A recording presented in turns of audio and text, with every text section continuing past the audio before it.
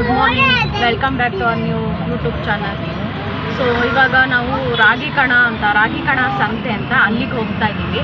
So ಅದ್ರ ಬಗ್ಗೆ ನನಗೂ ಗೊತ್ತಿಲ್ಲ, ನನ್ನ ಕಸಿನ್ ಹೇಳಿದ್ದು ಇಲ್ಲಿ ತುಂಬ ಚೆನ್ನಾಗಿ ನಡೆಯುತ್ತೆ ಜಂಬೂ ಸವಾರಿ ದಿಣ್ಣೆ ಹತ್ರ. ಸೊ ಅಲ್ಲಿ ಹೋಗ್ಬಿಡ್ಬಾ ಹೋಗ್ಬಿಡ್ಬಾ ಅಂತ ಹೇಳ್ತಾಯಿದ್ರು. ಸೊ ಅದಕ್ಕೆ ಇವತ್ತು ನಿಮ್ಮೆಲ್ಲರನ್ನೂ ಕರ್ಕೊಂಡು ಅಲ್ಲಿಗೆ ಹೋಗ್ತಾ ಇದ್ದೀನಿ. ಸೊ ಅಲ್ಲಿ ಏನೇನು ಇರುತ್ತೆ, ಏನು ಎತ್ತ ಯಾವ ಥರ ಏನಕ್ಕೆ ಇದು ರಾಗಿ ಕಣ ಸಂತೆ ಅಂತ ಹೇಳ್ತಾರೆ ಅಂತ ನಿಮ್ಗಳಿಗೂ ತಿಳಿಸ್ಕೊಡ್ತೀನಿ. ಸೊ ಬನ್ನಿ ಹೋಗೋಣ.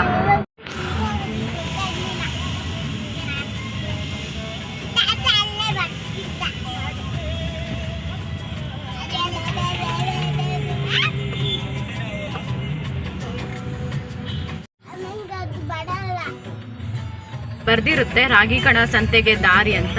ಸೊ ಹಂಗೆ ಒಳಗೆ ಬರ್ತಾ ಇದ್ದೀವಿ.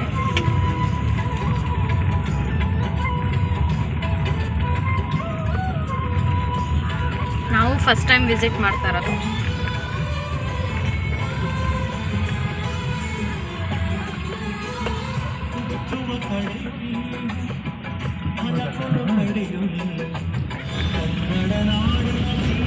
ತುಂಬ ಚೆನ್ನಾಗಿದೆ ಗ್ರೀನ್ರಿ.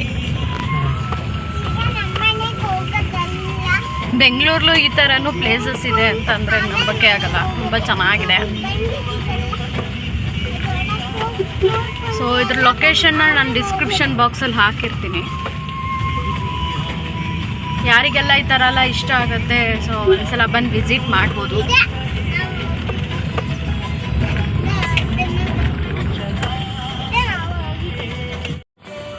ಇಲ್ಲಿ ಪಾರ್ಕಿಂಗ್ ವ್ಯವಸ್ಥೆನೂ ಇದೆ.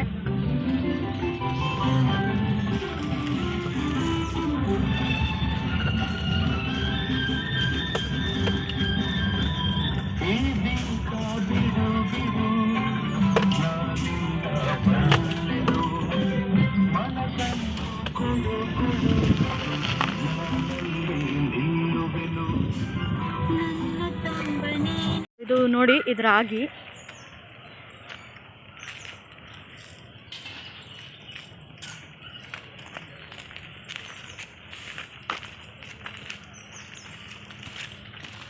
ಸುತ್ತ ಹಸಿರು, ತುಂಬ ಚೆನ್ನಾಗಿದೆ.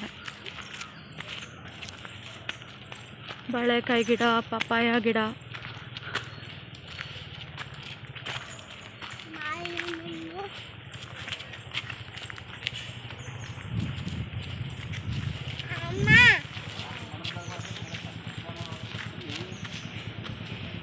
ಸೊ ನೋಡಿ ಎಷ್ಟು ಚೆನ್ನಾಗಿದೆ ಫ್ಲವರು.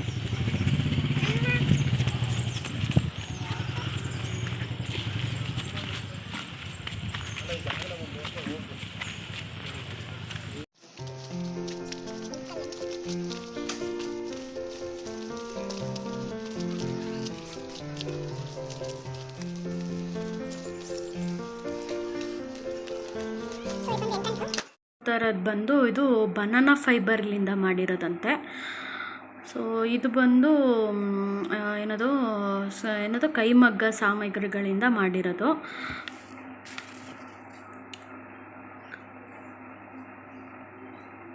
ಇದು ನೈಸರ್ಗಿಕ ಖಾದಿ ಅಂತಾರಲ್ಲ, ಅದರಿಂದ ಮಾಡಿರೋದು. ಇದೆಲ್ಲ ನೀವು ನೋಡ್ತಾ ಇರೋದು ಬನಾನಾ ಫೈಬರಿಂದ ಮಾಡಿರೋದು.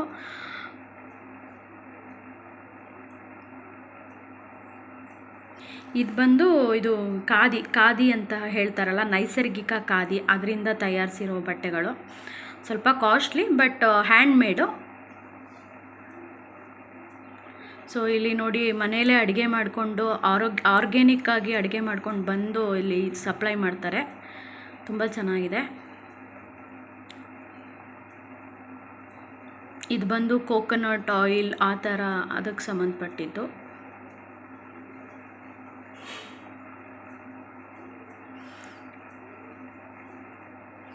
ಕೊಬ್ಬರಿ ಎಣ್ಣೆ, ಆರ್ಗ್ಯಾನಿಕ್ ಕೊಬ್ಬರಿ ಎಣ್ಣೆ ಅವೆಲ್ಲ ಸಿಗುತ್ತೆ ಇಲ್ಲಿ.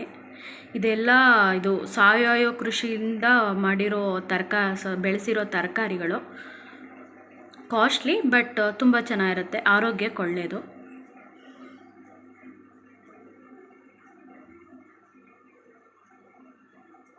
ಇದು ಒಂದು ಅಕ್ಷಯ ಕಲ್ಪವೃಕ್ಷ ಅಂತ ಅವ್ರದ್ದು ಹಾಲು. ತುಂಬ ಡೈರಿ ಪ್ರಾಡಕ್ಟ್ಸ್ ಎಲ್ಲ ಸಿಗುತ್ತೆ. ಆರ್ಗ್ಯಾನಿಕ್ ಅಕ್ಕಿ, ಆರ್ಗ್ಯಾನಿಕ್ ಬೇಳೆ, ಮಿಲ್ಲೆಟ್ಸು, ರಾಗಿ ಇವೆಲ್ಲ ಇಲ್ಲಿ ಸಿಗುತ್ತೆ. ಸೊ ನಾವು ಇದನ್ನು ಇಲ್ಲಿ ದುಡ್ಡು ಕೊಟ್ಟು ತೊಗೊಂಡ್ರೆ ಇದು ದುಡ್ಡು ಕೊಟ್ಟು ತೊಗೋತೀವಿ ಅದು ನೇರವಾಗಿ ಬೆಳೆಗಾರರಿಗೆ ಮತ್ತು ತಯಾರಿಕೆಯವ್ರಿಗೆ ತಲುಪುತ್ತೆ. ಸೊ ಅಂಥವ್ರನ್ನ ನಾವು ಬೆಳೆಸಬೇಕು. ನೋಡಿ ಇದುವೇ ಬಾಳೆಕಾಯಿ, ಸೀಬೆಹಣ್ಣು,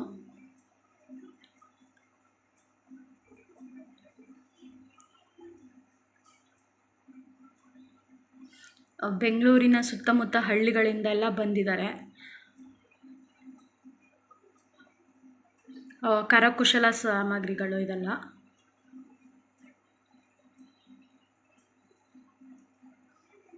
ಬುಕ್ಸ್ ಎಲ್ಲ ಇದೆ, ಹ್ಯಾಂಡ್ಮೇಡ್ ಜ್ಯುವೆಲರೀಸ್ ಎಲ್ಲ ಇದೆ.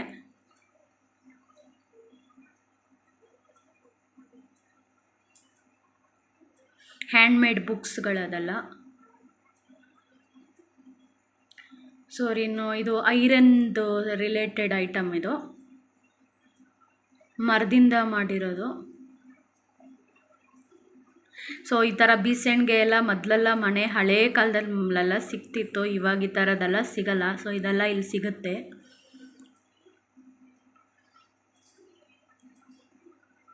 ಮಕ್ಕಳ ಆಟಿಕೆ ಸಾಮಾನುಗಳು, ಪಗಡೆ, ಕೊಳಲು,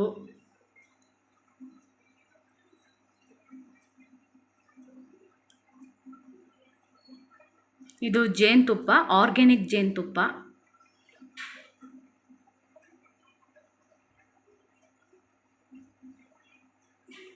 ರಾಗಿದು ದೋಸೆ ಮಿಕ್ಸು, ರಾಗಿದು ಉಪ್ಪಿಟ್ಟು ಮಿಕ್ಸು, ಸೊ ಅದೆಲ್ಲ ಸಿಗುತ್ತೆ. ಎಲ್ಲ organic items.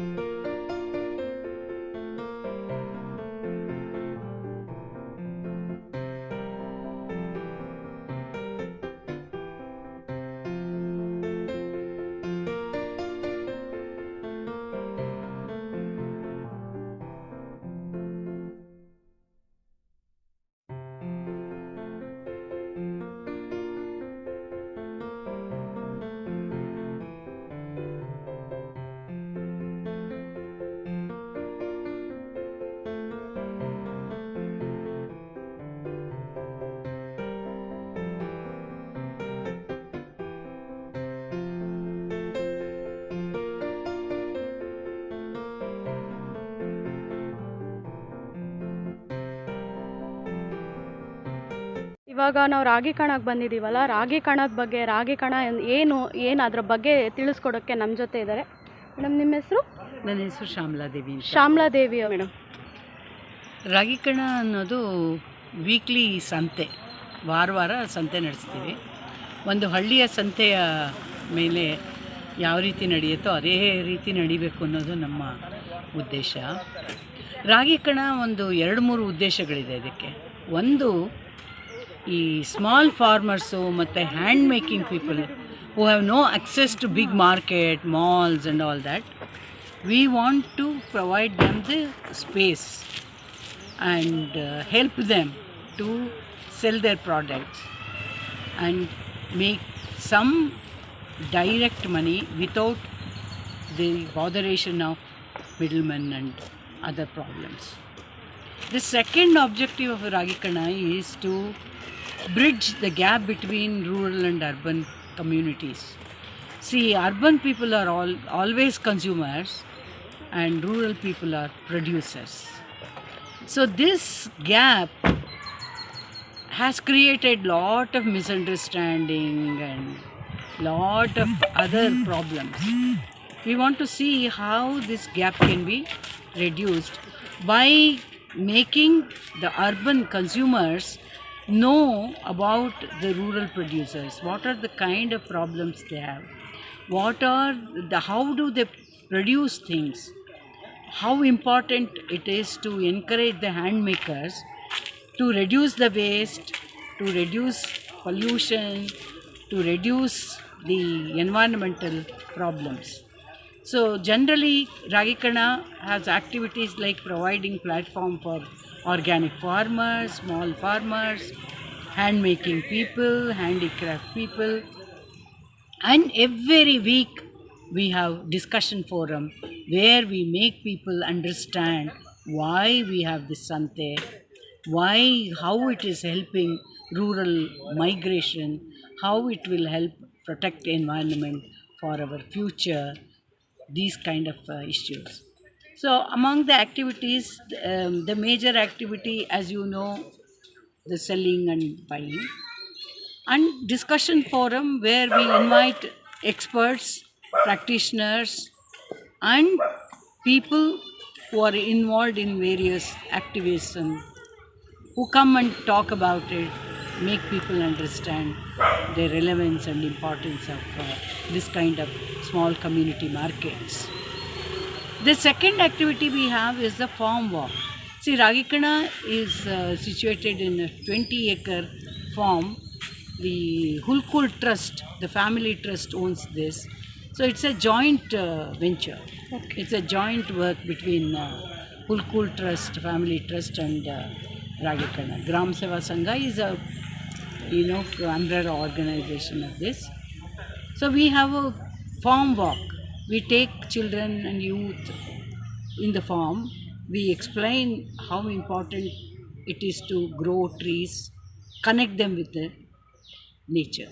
As you know, people are disconnected with the nature, especially children. So we try to tell them how important it is to protect environment through planting, not cutting the trees, and how important it is to grow flowering plants, how flowers are important for the survival of butterflies, honeybees, and how they are important for our crops.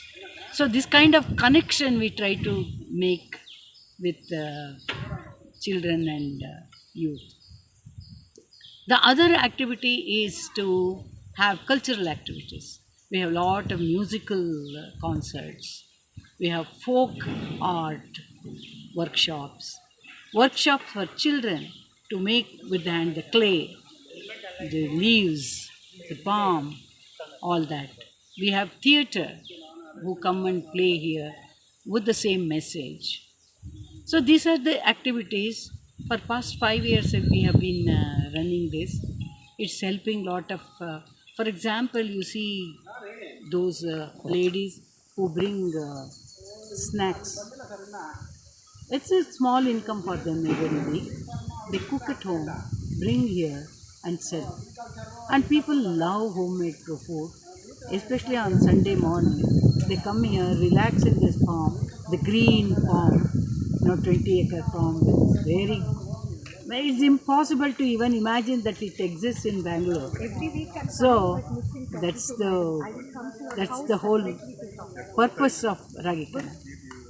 So Ragikana exists to protect our future, to make people understand how important it is to protect the environment and other things. So this is briefly about Ragikana. So Ragikana has had a wide variety of people who come and volunteer, and they say that we are interested in this cause. We are going to tell me what role I can take. That's the kind of So tell me about why this place called Ragikana. Yeah, I will tell you that. See, some years back, as you know, Bangalore has really grown so big, and it has swallowed many villages. In fact, the villages around or inside the Bangalore today, which is vanished, used to be the ragi bowl. people the hola, or what we call, it was really in a very flourishing manner it used to. And each village used to have 2-3 ragi kanas. Ragi kana is a place where you harvest and process ragi from harvested ragi. So we thought, let us put this name to this Sante as a symbolic, remembering the old time ragi bowl. So many people come and ask us, why have you named it as Ragi Kana? So we try to tell them. See, all the ragi, the food that used to grow has vanished also, and the high-rise buildings have come up. All the lakes that used to be in Bangalore is either polluted or the high-rise has come. Vanished, as you know. So it has created a hell of a lot of environmental problems for Bangaloreans. So let Bangaloreans get conscious of that, become conscious of what is happening around us, how to avoid that. See, these are the issues that we deal in Ragi Kana, and the people also who come, many environmentalists, artists, activists who are conscious of these issues, they come and join hands with us. Thank you for connecting with us. Thank you so much. Thank you. So ನೋಡಿ, ಇಲ್ಲಿ ಸಪೋಟೊ ಮರ ಇದೆ.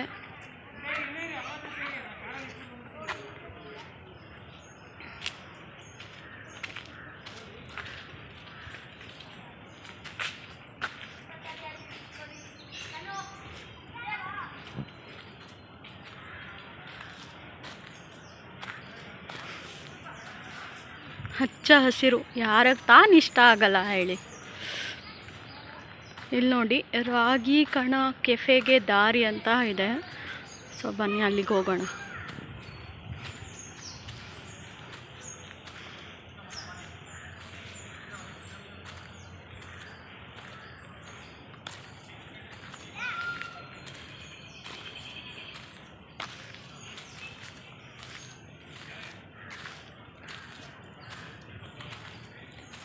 ಇವಾಗ ಎಲ್ಲ ಮರ ಗಿಡಗಳನ್ನೆಲ್ಲ ಕೆಡವಿ ಏನದು ಸೈಟ್ ಮಾಡ್ಕೊಳ್ತಾ ಇದ್ದಾರೆ.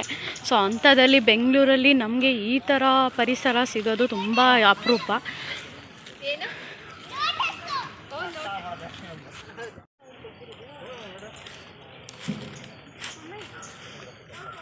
ಸೊ ಸ್ವರ್ಗಕ್ಕೆ ಬಂದಂಗಾಗಿದೆ. ಸ್ವರ್ಗಕ್ಕೆ ಕಿಚ್ಚೆಂದ ಸರ್ವಜ್ಞ ಆ ಥರ ಆಗಿದೆ ಇವತ್ತು. ತುಂಬ ಚೆನ್ನಾಗಿದೆ. ಇವಾಗ ಈ ಥರದ್ದೆಲ್ಲ ಬೆಂಗಳೂರಲ್ಲಿ ಸಿಗೋದೇ ಕಷ್ಟ ಆಗಿದೆ. ಬೆಂಗಳೂರು ಅಂತಲ್ಲ, ಎಲ್ಲ ಪ್ಲೇಸಸ್ಲೂ ಇವಾಗ ಈ ಥರ ಎಲ್ಲ ಸಿಗ್ತಾಯಿಲ್ಲ. ಹಳ್ಳಿ ಕಡೆಗೆ ಹೋದರೆ ಮಾತ್ರ ಈ ಥರ ಸಿಗೋದು.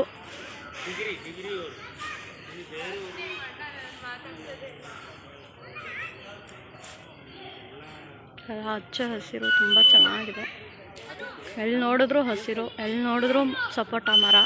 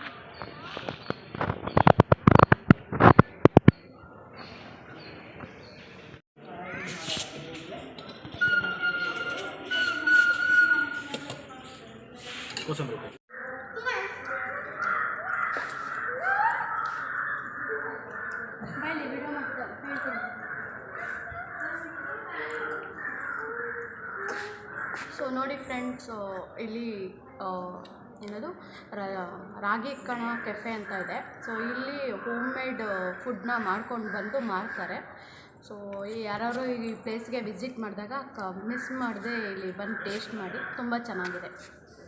ಸೊ ಯಾರ್ಯಾರಿಗೆ ಇವತ್ತಿನ ವಿಡಿಯೋ ಇಷ್ಟ ಆಯಿತು, ಪ್ಲೀಸ್ ಲೈಕ್ ಮಾಡಿ, ಶೇರ್ ಮಾಡಿ, ಸಬ್ಸ್ಕ್ರೈಬ್ ಮಾಡಿ. ಸೊ ಹೀಗೆ ಇದೇ ಥರ ವಿಡಿಯೋಗಳನ್ನ ನಿಮ್ಮ ಮುಂದೆ ತರ್ತೀನಿ. ಪ್ಲೀಸ್ ಸಪೋರ್ಟ್ ಮಾಡಿ. Thank you so much. ಸಿಗೋಣ ಮುಂದಿನ ವಿಡಿಯೋದಲ್ಲಿ.